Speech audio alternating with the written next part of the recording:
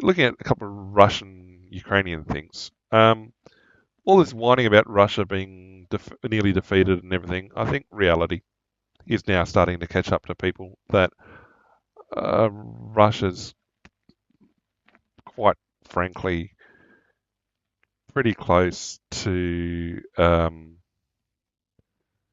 on, where's a good quote from it? Basically, soon able to swarm. Well, more swarm Ukraine than they already are with drones and missiles, which apparently they'd run out of. And I know the Wunderwaffe of Western supplied drones. Oh, it's all good. Yep, okay. So people having a bit of a whinge that the Russians have adjusted or made a move away from certain technologies in favour of others. Okay, so it's prioritised drones based on the experience of drone warfare on the battlefield. Everyone laughed at the cope cages on Russian armour early on, but everybody's got cope cages now. It's blind ignorance of what both sides are doing, or blind acceptance of one side being morally right, according to you, when the reality again is far more nuanced. Now, in military terms, okay, yep, 27 Shahed drones per month. That's quite a lot. They're the lawnmower ones that people say, with 100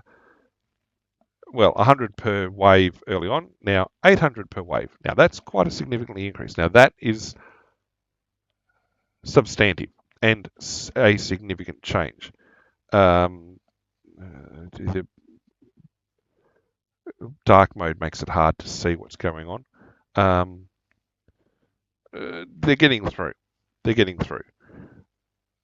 Civilians living in fear. Well, basically, you can't use your western side of the country to build up and supply military hardware and then pretend that you're innocent. You can't hide missiles under shopping centres and be surprised when the shopping centre gets bombed.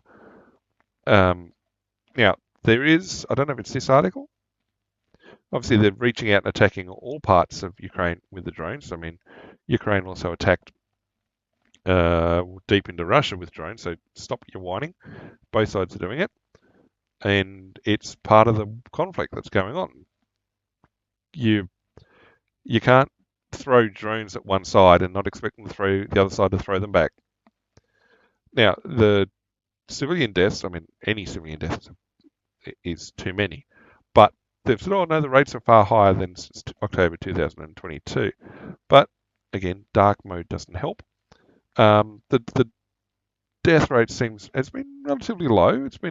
Looks like civilians have been relatively well protected.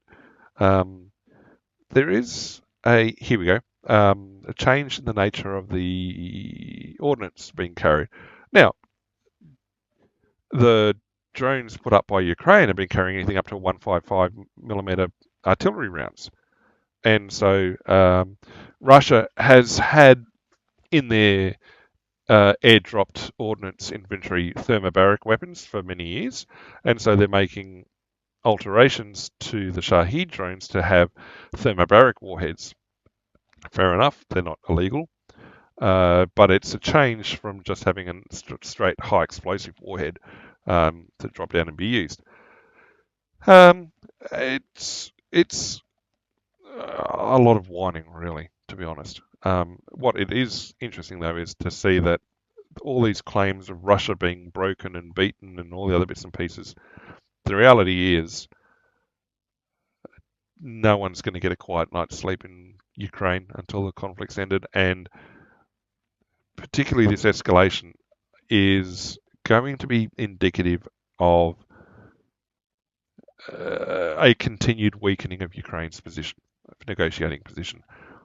People say, oh, Russia did drone attacks while Zelensky was meeting people. Yes, and Zelensky did drone attacks while Putin was meeting people. They both did it. But the difference being here is that I mean, there's still plenty of Kinzels in inventory. Russia still has the significant ability to engage in long-range air attacks and even the unmanned air attacks, just wave after wave of drone. I think it's getting rapidly. I mean, it had been years ago, but more and more people, I think, are going to come to the understanding that Ukraine has to negotiate an end. They can't allow it to continue.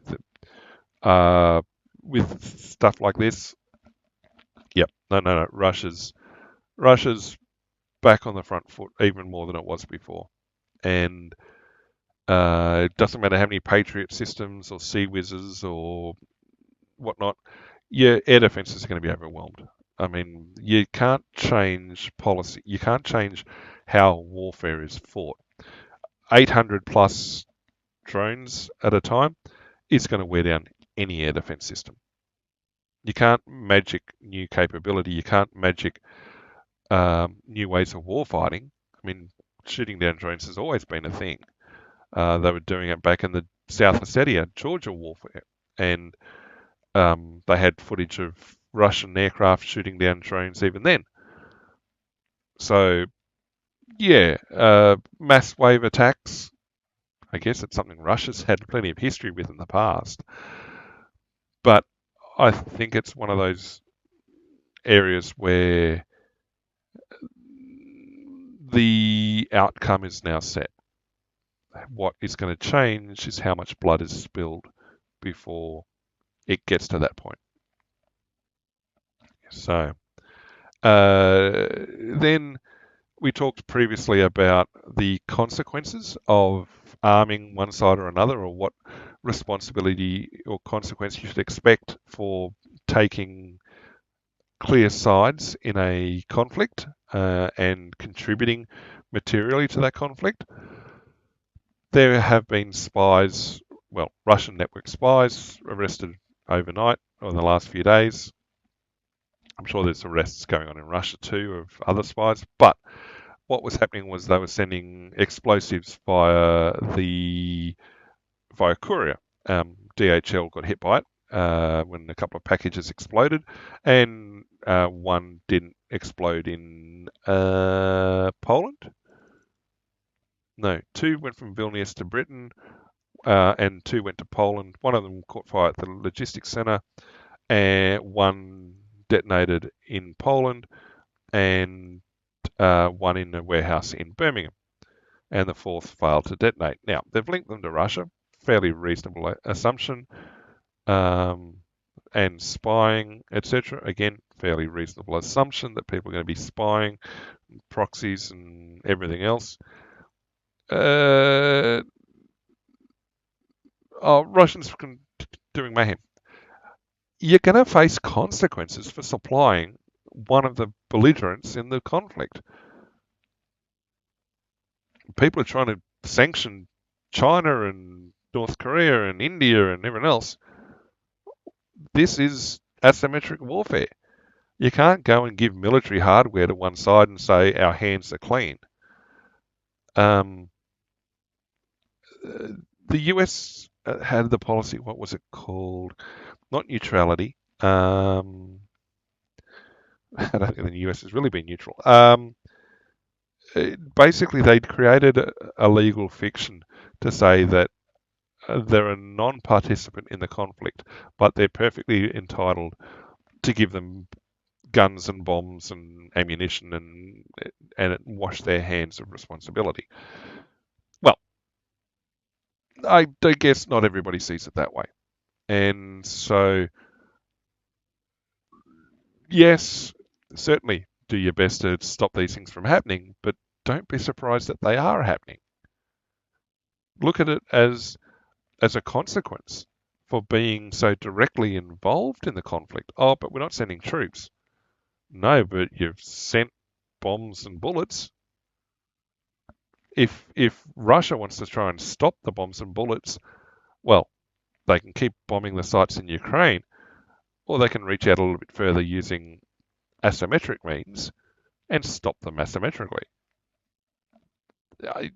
I don't know why people are surprised. really. Um, uh, and the same goes for things like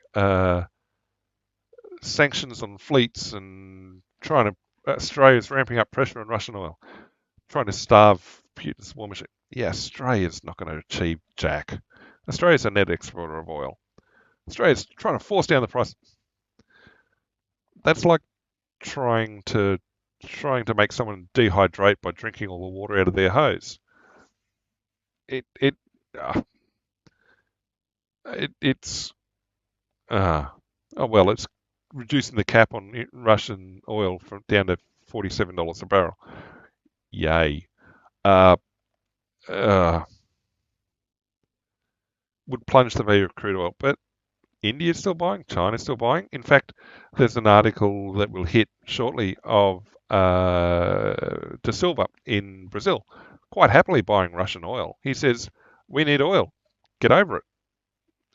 I mean, NATO was buying Russian oil. Yeah. Australia maintains its total ban on imports from Russia of oil and refined petroleum. And we're a net exporter. It's,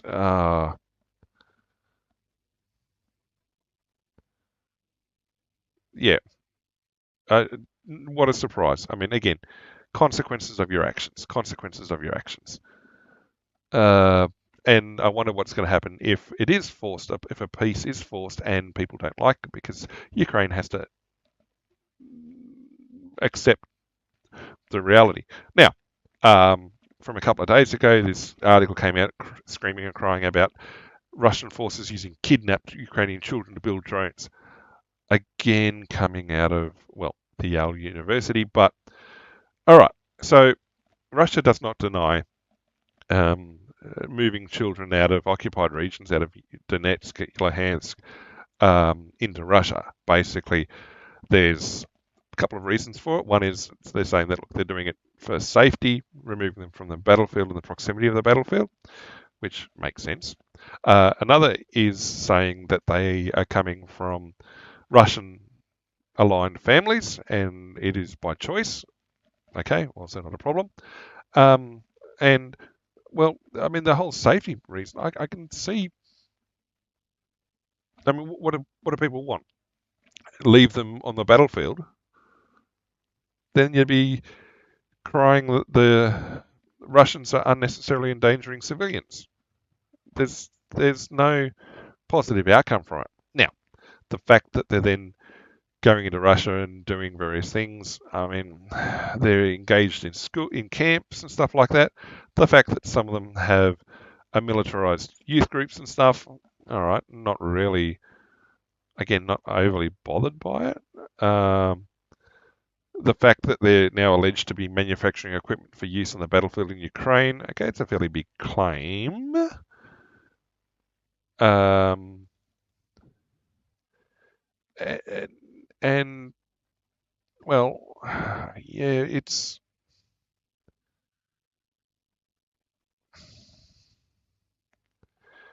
I mean, what are they doing with Ukrainian children in Ukraine?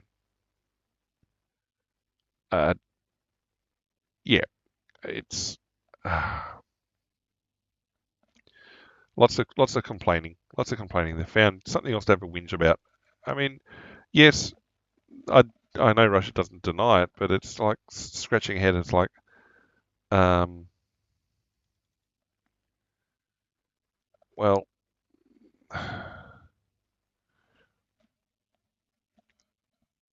I